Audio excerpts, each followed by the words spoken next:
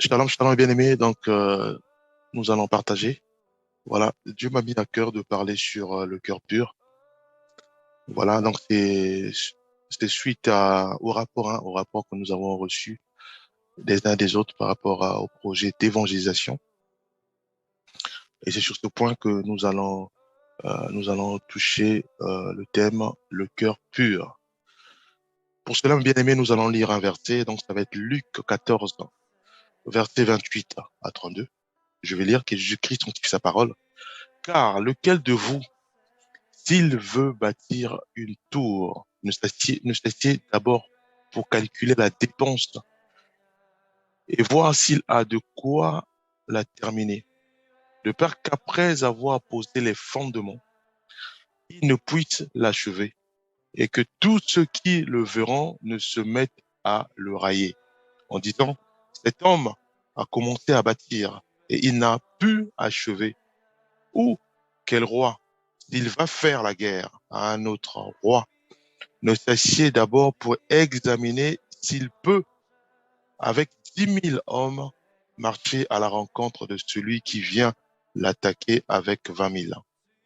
S'il ne le peut, tandis que cet autre roi est encore loin, il lui envoie une ambassade pour demander la paix.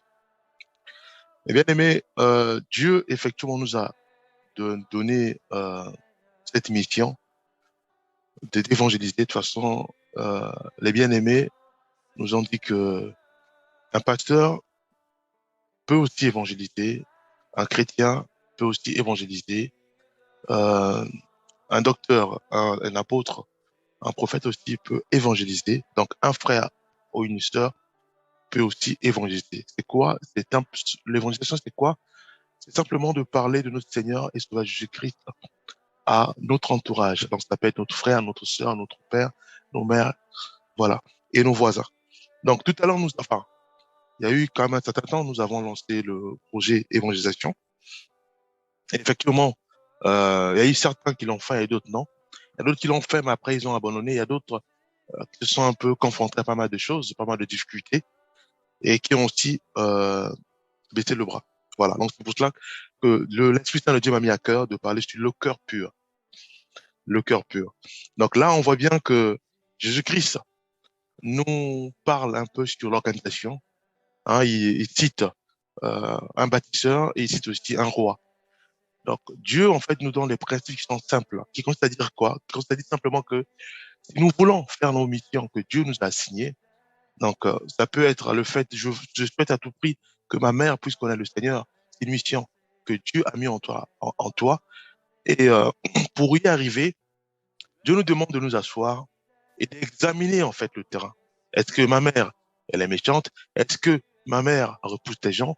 Quelles sont les choses qui énerve ma mère, quelles sont les choses qui poussent à ce que ma mère puisse me rapprocher de moi. Voilà. Donc, ce sont nous devons s'asseoir et examiner la mission que Dieu nous a assignée.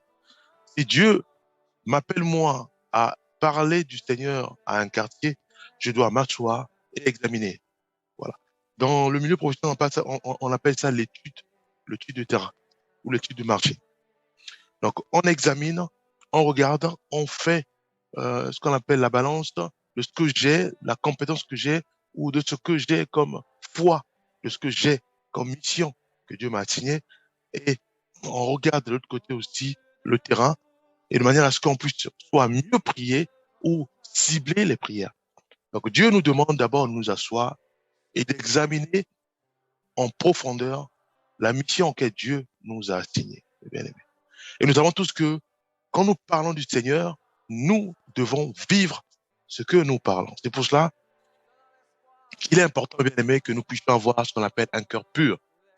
Pourquoi? Tout simplement parce que euh, parler du Seigneur, cela implique à ce que nous puissions aussi vivre la vie de Christ. Bien aimé. Et la parole dit que, euh, la parole dit quoi? La parole dit que dans Matthieu 5, verset 8, heureux ceux qui ont le cœur pur, car ils verront Dieu. Et bien aimé, Dieu, pour l'approcher, pour le voir, nous devons avoir le cœur pur. mes bien-aimés. Et c'est quoi le cœur pur? Le cœur pur, de manière simple, signifie simplement manifester le bien et neutraliser ou éradiquer le mal. Donc, un frère ou une sœur qui manifeste le bien sur la base de la parole a un cœur pur. Un frère ou une sœur vit la parole du Seigneur a un cœur pur. Mes bien-aimés. Donc, cela nous pousse ou cela nous ramène à poser une seule question. C'est quoi un chrétien et c'est quoi une chrétienne? On sait tous que un chrétien ou une chrétienne, c'est celui-là ou celle-là qui lit la parole du Seigneur, qui la médite et qui la met en pratique. Puisque un chrétien ou une chrétienne a une seule base, c'est la Bible. En lisant la parole du Seigneur et en la mettant en pratique, c'est celui-là ou celle-là qui est appelé chrétien.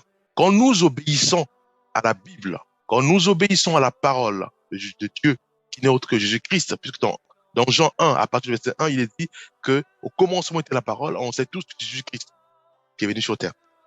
Voilà. Donc, quand nous obéissons à la parole du Seigneur, quand nous avons la foi en Jésus-Christ dans la parole, à ce moment-là, oui, nous avons un cœur pur. Si nous pratiquons cette parole, oui, nous avons un cœur pur, mes bien-aimés.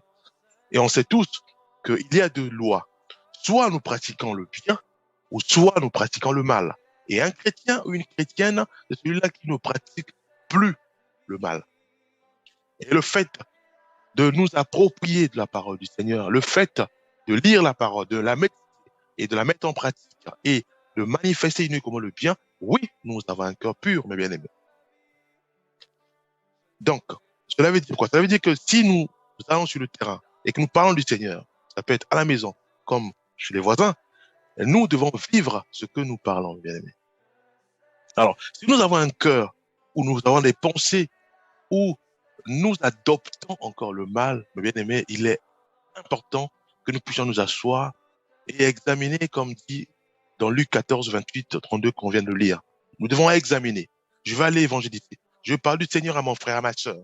Est-ce que moi-même, je vis la parole du Seigneur? Est-ce que moi-même, j'ai un cœur pur? Est-ce que aujourd'hui, moi, j'ai encore de la haine à un frère, soit par rapport à ses enseignements? Est-ce que j'ai la haine à une sœur par rapport à ses enseignements? Si c'est le cas, mes bien-aimés, nous avons échoué. Nous devons nous asseoir, examiner et chercher à prier pour que Dieu nous délivre de la haine, de la colère, de la méchanceté. Parce que toute la haine, c'est aussi la sorcellerie. Parce que un sorcier ou une sorcière, c'est pas que d'aller tuer ou de non. Le fait de détester ton frère, le fait de détester ta sœur, parce que toi, euh, parce que tu le supportes pas ou tu la supportes pas, c'est aussi, ça part aussi à la sorcellerie. Et là, il y a un problème, mes bien-aimés, puisque la Bible condamne la sorcellerie. Donc, ça veut dire que on tombe dans la désobéissance à la parole du Christ. Voilà. Et par ricochet, nous perdons notre salut, mes bien-aimés. Puisque Dieu nous demande d'obéir à sa parole et de croire en Jésus-Christ, qui est né autre que la parole, mes bien-aimés. Voilà. Nous allons lire quand même quelques versets. Hébreux 5, versets 12 à 13. On sait tous, on connaît ce verset. Il est ceci, que Jésus-Christ mentionne sa parole. Vous, en effet, qui depuis longtemps devriez être des maîtres, vous avez encore besoin qu'on vous enseigne les premiers rudiments des oracles de Dieu. Vous en êtes venus à avoir besoin de lait et non d'une nourriture solide. Or, quiconque en est au lait n'a pas l'expérience de la parole de justice, car il est un enfant. Mais bien aimé, on sait tous que la parole de Dieu, qui n'est autre que la Bible, est le centre, mes bien aimés, de tout, de la vie chrétienne. Quand nous aimons cette parole, nous la lisons et nous la mettons en pratique, oui, nous sommes chrétiens. Oui, nous sommes une chrétienne, mes bien aimés. Alors, si nous croyons à cette parole, oui, nous avons le salut, mes bien aimés. Alors, si, mes bien aimés, nous voulons maintenant retranscrire ce que nous avons appris de la parole à nos frères, à nos sœurs, à nos mères, sans pourtant que nous puissions la vivre, là, mes bien-aimés, nous sommes devenus désobéissants à la parole. Et qui dit désobéissant à la parole, et dit par ricochet, la perte du salut. On perd le salut. mes bien-aimés. Dieu nous dit que nous, en effet, qui depuis longtemps devriez être des maîtres. Maîtres en quoi? En la méditation de la parole du Seigneur, à la pratique de la parole du Seigneur, mes bien-aimés, à véhiculer l'amour. Nous devons arriver à un point où un frère ou une sœur qui nous approche, ou qui nous parle au téléphone, ou qui nous envoie un chat, ressentent cet amour qui est véhiculé par nous, mes bien-aimés, à travers ce que nous écrivons, à travers ce que nous disons, à travers ce que nous mettons comme habit, à travers notre apparence, mes bien-aimés. Nous devons véhiculer l'amour, mes bien-aimés. L'amour doit être, doit ancrer en nous de manière à ce que ça soit visible à nos frères, à nos sœurs, mes bien-aimés. Oui, là, à ce moment, on est un cœur pur, mes bien-aimés. Puisque nous pratiquons la parole du Seigneur, puisque nous l'aimons cette parole, puisque nous avons la foi en cette parole, mes bien-aimés. Si un frère exhorte, si une sœur prêche, et que tu n'es pas d'accord, par rapport à cet enseignement, mon bien-aimé ou ma sœur, prie pour cette sœur, prie pour ce frère. Alors, si nous ne prions pas, et que nous venons on va aller, on parle à un autre frère ou à une autre sœur pour dire, voilà, le frère là, ce qu'il enseigne, c'est n'importe quoi. Mais bien aimé, prie pour le frère. C'est aussi la Bible qui nous demande de prier. De prier, bien aimé. J'avais donné, je me rappelle une fois, on en a parlé par rapport à ça, et j'avais donné un témoignage me concernant moi, puisque bien aimé, on sait tous que nous sommes tous des pécheurs, et le fait de prier, Dieu nous aide, Dieu nous forme, Dieu nous équipe pour ne plus retomber sur le même péché. J'avais dit ceci, j'avais dit que un jour, ça fait un moment, un jour, je me plaignais de mon épouse, parce que par rapport à ce qu'il disait et autres, je me plaignais. Et je crois que c'était en 2012 ou 11, je sais plus, mais c'était vraiment par là. Et à l'époque, je crois que je travaillais encore dans les bâtiments, voilà, des choses comme ça. Et donc, je me plaignais beaucoup. Et je suis arrivé à un point où, à force de raisonner dans ma tête, euh, et quand ma conscience, c'est-à-dire que la raison m'est revenue, je me suis rendu compte que j'étais au milieu d'un carrefour et il y avait des véhicules. Voilà. Donc, voyez-vous, là où le diable peut emmener un chrétien, là où le diable peut emmener une chrétienne, eh bien, il y avait des voix qui sonnaient dans ma tête. Mais pourquoi ton épouse est comme ça? Pourquoi elle passe ceci? Pourquoi, voilà. Et cette nuit-là, je dormais, c'est là où le Seigneur va me parler. Il va me dire ceci. Il me dit pourquoi? Il me dit, tu te plains pour ceci. Tu te plains pour cela. Tu te plains pour ceci. Tu te plains pour cela. Mais pourquoi tu ne pries pas sur ces points que tu soulignes dans ta tête? Si ton épouse, par exemple, parle ceci, mais c'est un sujet de prière. Tu pries pour que Dieu restaure sa vie et qu'elle ne puisse plus faire cela. Bien aimé. Et ce jour, j'ai compris cette clé-là. Qui consiste à dire ceci. Si une personne me fait du mal, en plus c'est dans la Bible, si une personne me fait du mal, ou une personne parle de mal, ou une personne ne comprend pas ce que je dis, moi, au lieu de me lamenter, qu'est-ce que je fais? Je prie pour la personne. Mais bien aimé. Alors, si je le fais pas, ça veut dire que j'ai pas un cœur pur, mes bien-aimés. J'ai pas un cœur pur, puisque je ne prie pas pour le changement de mon frère. Je ne prie pas pour le changement de ma soeur. Je ne prie pas pour que l'Esprit Saint de Dieu puisse encore l'inspirer encore davantage, afin qu'il puisse mieux m'enseigner. Mes bien-aimés. Nous devons avoir un cœur pur qui consiste à véhiculer l'amour à nos ennemis. Éphésiens 4, versets 31 à 32. Que toute amertume, toute animosité, toute colère, toute clameur, toute calomnie et toute espèce de méchanceté disparaissent du milieu de vous. Soyez bons les uns envers les autres, compatissants, vous pardonnant réciproquement, comme Dieu vous a pardonné en Christ. Mes bien-aimés, voilà une vie chrétienne. C'est ça une vie chrétienne. C'est de, de, de faire disparaître la méchanceté, de faire disparaître la colère, de faire disparaître toute clameur, toute animosité. Mais bien aimé, un chrétien qui a un cœur pur, une chrétienne qui a un cœur pur, c'est celui-là ou celle-là qui véhicule l'amour, qui véhicule la parole de Dieu, la parole qu'il a lue, qu'il a méditée, qu'il a mis en pratique. Et c'est cette parole-là qui est véhiculée avec amour à ton entourage, mes bien-aimés.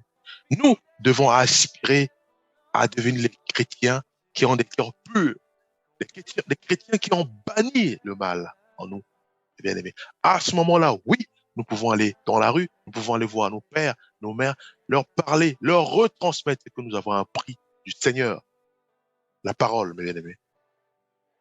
Nous devons, euh, nous devons réaliser que nous sommes des maîtres. Nous devons être des maîtres, mes bien-aimés, comme dit la parole. Nous devons être des maîtres. Pourquoi les maîtres? Parce que nous ne devons pas être toujours laids, mes bien-aimés. Nous devons être des maîtres. Pourquoi? Parce que si nous ne sommes pas des maîtres, nous sommes toujours des enfants, comme dit dans Hébreux 5, 12 jusqu'à verset 13.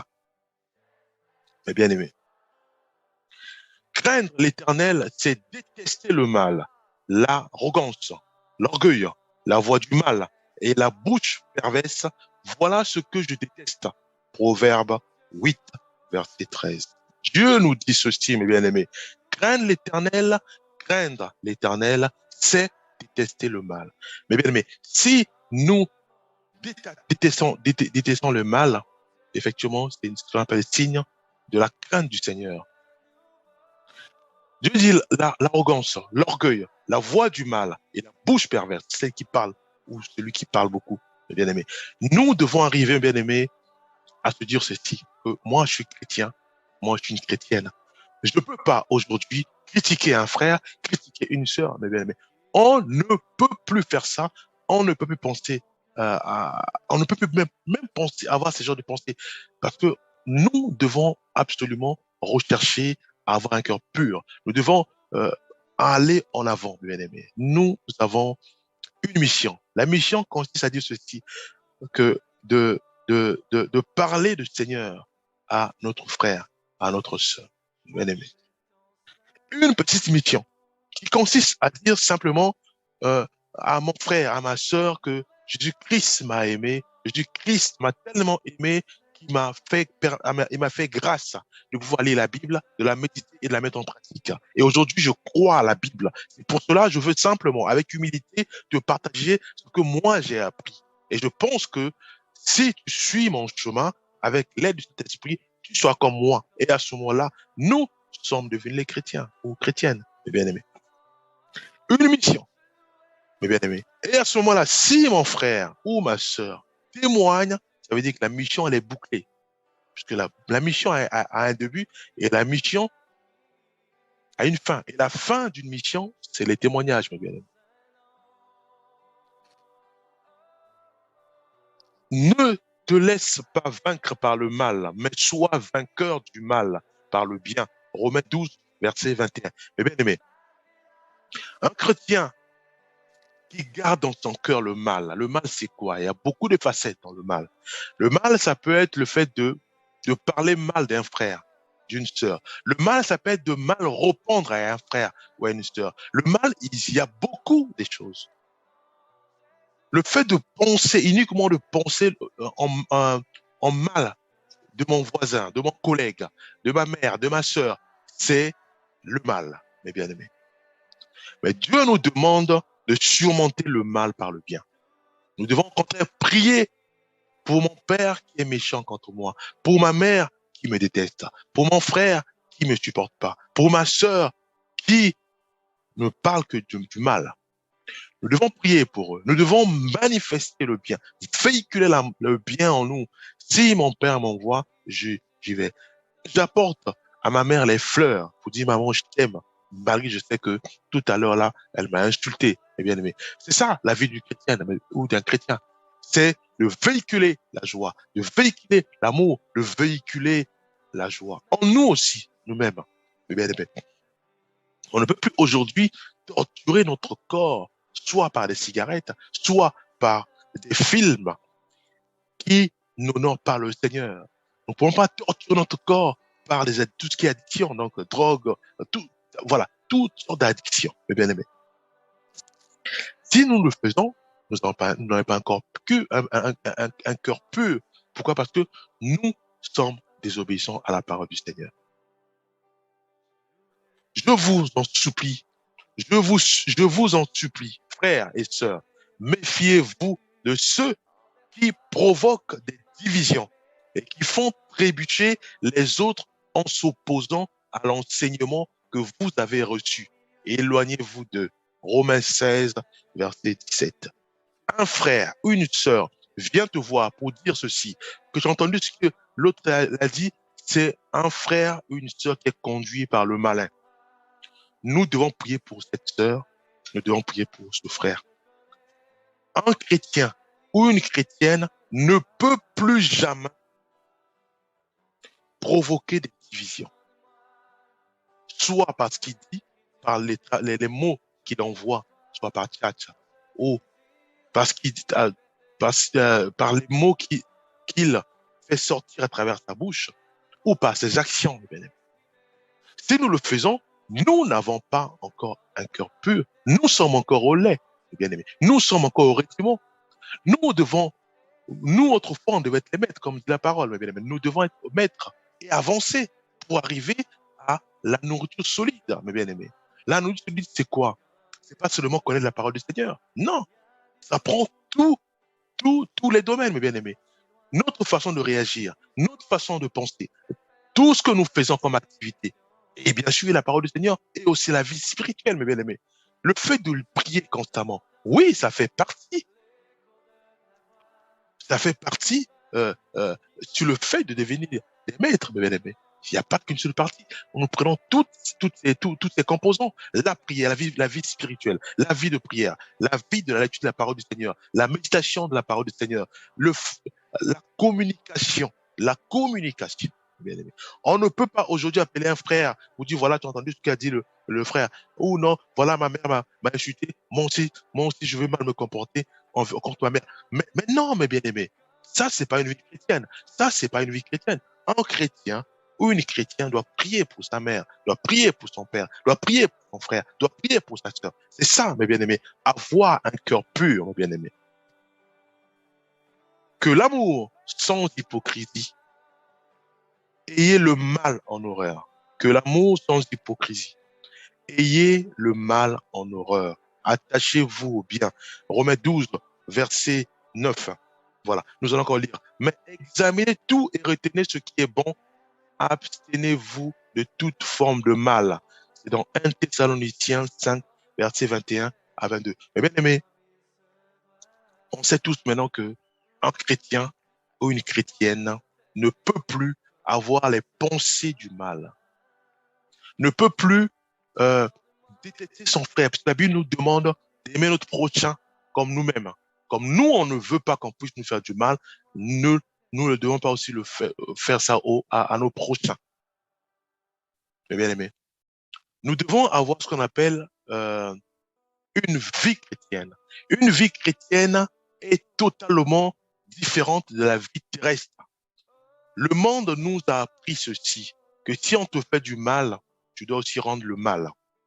Mais la vie chrétienne nous apprend ceci. On l'apprend où, hein? La vie chrétienne, sur la base de la Bible, nous apprend ceci.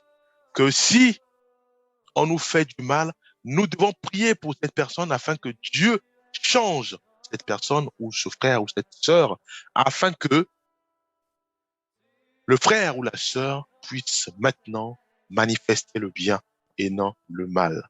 Mes bien-aimés, il y a beaucoup de domaines, il y a beaucoup de choses, mes bien-aimés. Nous devons prier pour nos voisins qui, à tout moment, fait du bruit.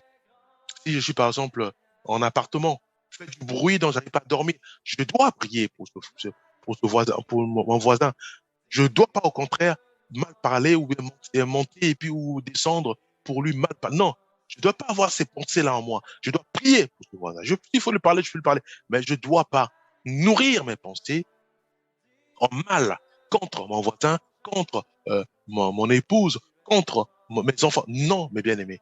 Nous devons avoir un cœur pur. À ce moment-là, mes bien-aimés, si nous avons un cœur pur, oui, nous pouvons évangéliser. Mon père, qui me connaissait avant que j'étais colérique, il a vu en moi que je suis devenu sa fille, je suis devenu une personne différente, bien-aimé. pardon, différente. Et là, oui, il va croire ce que je vais dire. Parce qu'il voit les témoignages. Il voit que ma fille a beaucoup changé. Il voit que mon père, mon fils a beaucoup changé, mes bien-aimés. Proverbe 3, versets 7 à 8. Ne te prends pas pour un sage. Crains l'Éternel et détourne-toi du mal. Cela apportera la guérison à ton corps et un rafraîchissement à tes os. Mes bien-aimés, aujourd'hui, on sait tous que euh, Dieu, quand il parle à tout le monde, puisque tous ont péché. Seul Jésus-Christ n'a pas péché, c'est à cause de l'œuvre de la croix qu'aujourd'hui nous sommes sauvés par le moyen de la foi. Mais, mes bien-aimés, Dieu nous dit de ne pas nous prendre pour des sages. Parce que un homme ou une femme apprend tous les jours. On ne peut pas aujourd'hui dire on peut plus m'enseigner ou on peut plus m'exhorter. Ah non, mes bien-aimés. Là, nous sommes dans l'erreur. Dieu nous parle constamment. Et on dit que Dieu parle tantôt d'une autre. Voilà, on ne prend pas, on ne prend pas garde. Dieu peut parler à mon fils. Dieu peut parler à mon épouse. Donc, ça veut dire que Dieu parlera toujours tant que nous sommes sur la terre, mes bien-aimés. Donc, si nous sommes pasteurs ou évangélistes ou même euh, un frère ou une sœur sage, nous devons toujours écouter les autres. Écouter les autres et non rejeter ce que les autres parlent. Parce que, et des fois, en fait, on peut parler, on se dit, voilà, donc on est dans ce qu'on appelle des bulles, comme quand on est sage. On peut plus nous enseigner. Et quand une personne te parle, je dis, voilà, qui parle un peu rapidement parce que je veux participer. Parce que, en fait, tu veux même pas entendre ce qu'il va dire. Parce que tellement que nous sommes dans ce qu'on appelle les bulles. Comme quoi, voilà, il n'y a que moi qui suis sage. Et si c'est le cas, nous devons pécher, nous devons nous confesser. C'est pas ça un cœur pur, avoir un cœur pur. Nous devons écouter l'autre, examiner et tirer instruction de ce que le frère ou la sœur dit. C'est vice-versa, eh bien, c'est vice-versa.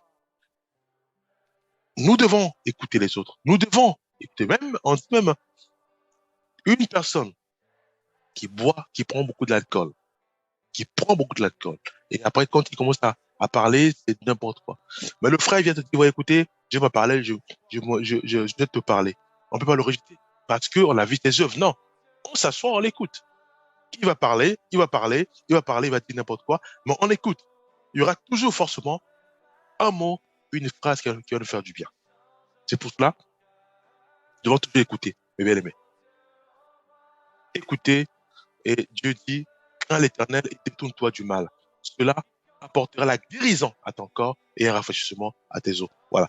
Donc, nous ne devons plus créer des divisions. Ça ne sert à rien d'envoyer des messages pour inciter les divisions, inciter les querelles, inciter la haine. Ça ne sert à rien parce qu'en fait, nous avons un but. Le but, c'est quoi? C'est de parler du Seigneur à nos frères, à nos sœurs. Alors, si nous commençons maintenant qu'on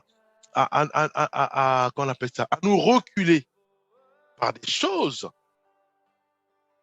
qui devaient être éradiqué à jamais de notre vie. On est encore là à nous laver dessus. Mais non, ça ne sert à rien, à nous imbiber dans ça. Non, mais bien aimé, nous sommes des chrétiens, nous sommes des chrétiennes. Voilà. Nous devons aller en avant. Nous devons quitter l'étape du lait à la nourriture solide. Et pour y arriver, nous devons nous débarrasser de tout ce qui est futilité. On ne peut pas aujourd'hui nous débattre parce que le frère a dit ceci ou parce que ma mère. Non, on ne peut plus nous débattre sur des choses qu'on appelle les futilités. Non, au contraire, nous devons maintenant échanger sur qu'est-ce que nous pouvons faire. Aujourd'hui, je suis arrivé à un niveau où je peux plus reculer. Maintenant, qu'est-ce que je dois faire pour évangéliser, par exemple, mon voisin? Parce qu'aujourd'hui, Dieu m'a fait grâce à toute ma famille connaît le Seigneur. C'est le genre de questions que nous devons poser dans la prière, bien sûr, puisque c'est l'Esprit Saint de Dieu qui nous conduit, qui nous guide. On ne peut plus aujourd'hui encore appeler mon frère pour dire, voilà, j'ai entendu ce qu'a dit l'autre. Appeler ma soeur, j'ai entendu ce qu'a dit mon père. Appeler mon petit frère pour dire, voilà, j'ai entendu ce qu'a dit notre tante. Non, mais on doit prier pour eux si ils ont mal parlé. Et les aimer. Voilà. Nous devons les aimer. Aimer nos ennemis. Psaume 97, verset 10. Vous qui aimez l'Éternel et le mal en horreur. Il garde ses fidèles. Il les délivre des méchants. Dieu nous demande d'avoir le mal en horreur. Voilà, donc tout est dit. Donc nous devons, bien aimer, manifester le bien dans notre cœur. Nous devons lire la parole du Seigneur, la méditer et effectivement la mettre en pratique. En faisant ainsi, mes bien-aimés, nous devons maintenant vivre cette parole, le mettre, ce qu'on appelle nous, mettre en mouvement, la mettre en pratique au quotidien. Aimer nos prochains, aimer nos ennemis, véhiculer la joie, véhiculer l'amour. Nous devons, mes bien-aimés, avoir ce qu'on appelle cette habitude quand nous écrivons et que nos mots, nos phrases, tout ce que nous allons dire puisse impacter, puisse susciter la joie et non les divisions, puisse susciter la joie, puisse rassembler, puisse rechercher la paix avec tous et non les divisions et non les calomnies. Ça ne sert à rien, bien aimé, puisque nous avons une mission à atteindre. Et si nous sommes encore là à nous prendre le temps sur des choses basiques d'une vie chrétienne, mais bien aimé, nous avons échoué. Nous devons aller très loin. Nous devons déjà nous débarrasser du mal, aimer nos prochains comme nous-mêmes et avancer, mes bien-aimés. C'est vrai, on peut avoir des tentations et autres, mais Dieu est là pour nous soutenir. Nous devons prier, mes bien-aimés. Nous devons prier constamment, mais nous devons avancer. Nous devons vraiment avancer, mes bien-aimés. Parce que la mission, elle est là. Nous devons avancer. Nous devons toujours avancer, mes bien-aimés. Psaume 34, verset 15. Détourne-toi du mal et fais le bien. Recherche la paix et poursuis-la. Nous devons rechercher la paix et la poursuivre, mes bien-aimés. Nous devons rechercher ceux et celles qui nous font du mal ou les membres de nos familles ou auxquels on ne nous entendons pas. Nous devons le rechercher la paix avec eux. Et Dieu nous dit de poursuivre la paix. On ne peut plus ignorer un frère. On ne peut plus ignorer une sœur. Nous devons nous rapprocher de ce frère que nous ignorons. Nous devons nous rapprocher de la sœur que nous ignorons. Nous devons prier, parler avec ce frère ou avec cette sœur, mes bien-aimés. Rechercher la paix et, la poursuivre cette paix, mes bien-aimés. C'est ça un chrétien pur. C'est ça, avoir un cœur pur, mes bien-aimés. Lavez-vous, purifiez-vous. Mettez un terme à la méchanceté de vos agissements. Cessez de faire le mal. Ésaïe 1, verset 16. Mes bien-aimés, si nous reconnaissons nos péchés, il est fidèle et juste pour nous les pardonner et pour nous purifier de tout mal. 1 Jean 1, verset 9. Mais bien aimé, pour résumer, un chrétien, un chrétien ou une chrétienne, c'est celui-là ou celle-là qui a la foi à la parole, qui pratique la parole, qui lit la parole, qui aime la parole, qui obéit à la parole, qui véhicule ensuite l'amour autour de lui. Tout ce qu'il fait attise la joie, attise l'amour, attise la paix avec tous. Mes bien-aimés, un chrétien ou une chrétienne qui a le cœur pur, c'est celui-là ou celle-là maintenant qui va sur le terrain, qui va voir son père, sa mère, ses frères, et leur parle du Seigneur. Son voisin, et leur parle du Seigneur. Son entourage, ses amis, et leur parle du Seigneur. Mes bien-aimés, continuez à prier pour eux. C'est ça, avoir un cœur pur. Nous devons plus jamais faire ce qu'on appelle la médisance, c'est-à-dire appeler un frère et mal parler de l'autre à ce frère. Non, mes bien-aimés. On ne peut plus attiser les divisions. On ne peut plus attiser le mal. Non, mes bien-aimés. Nous devons au contraire nous débarrasser du mal, nous débarrasser de toutes sortes de ces choses que moi j'appelle des esprits lucifériens qui viennent pour nous divertir en nous donnant les pensées qui ne concordent pas avec la Bible pour dire de n'importe quoi à nos frères, à nos proches, ou de nous, de nous prendre comme nous sommes devenus des sages. Non, nous ne sommes pas des sages. C'est le Dieu qui est sage. Voilà, je vais prier. Père Céleste, le Dieu d'Abraham, d'Isaac et de Jacob. Tu nous as dit que nous étions désordonnés. Tu nous as dit que nous n'étions pas ordonnés. Et aujourd'hui encore, tu nous parles d'avoir un cœur pur. Père, fais-nous grâce. Fais-nous grâce de tenir devant toi avec assurance. De tenir devant toi avec joie. De dire ceci, que j'ai combattu le bon combat et j'ai achevé la course. Et aujourd'hui, la couronne de la justice m'est réservée. Mais pour y arriver, Père Céleste, aide-nous à nous déconnecter du mal, à nous débarrasser du mal, à nous, à nous débarrasser de tout ce qui nous freine. Aide-nous, Père Céleste, à avoir nos regards fixés vers toi, de garder le cap et de suivre ce cap. Aide-nous, Père Céleste, à nous accrocher uniquement à l'œuvre de Jésus-Christ, à parler de Jésus-Christ, à véhiculer Jésus-Christ autour de nous. Seul Jésus-Christ qui doit rester dans nos pensées, dans notre cœur. Aide-nous à nous débarrasser de tout ce qui est dogme, doctrine, toutes sortes de guerres, d'ego, de doctrines. Père, nous ne voulons pas ça dans notre cœur. Aide-nous simplement à garder Jésus-Christ dans notre cœur, à parler uniquement de Jésus-Christ, à pratiquer Jésus-Christ, qui est notre modèle. Nous te le demandons avec humilité. Tel est notre désir, telle est notre prière. Au nom de Jésus-Christ. Amen.